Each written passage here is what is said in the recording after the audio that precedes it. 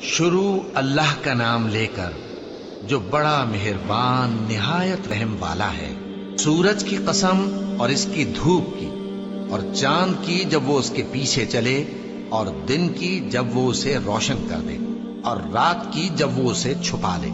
اور آسمان کی اور اس ذات کی جس نے اسے بنایا، اور زمین کی اور اس ذات کی جس نے اسے پھیلایا، اور نفس انسانی کی اور اس کی جس نے اسے درست کر کے بنایا۔ پھر اس کو بدکاری سے بچنے اور پرہیزگار بننے کی سمجھ دی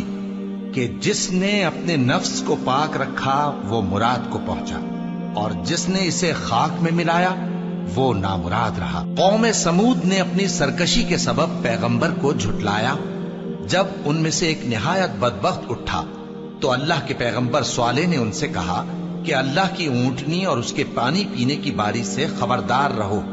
مگر انہوں نے پیغمبر کو جھٹلایا۔ پھر اونٹنی کو مار ڈالا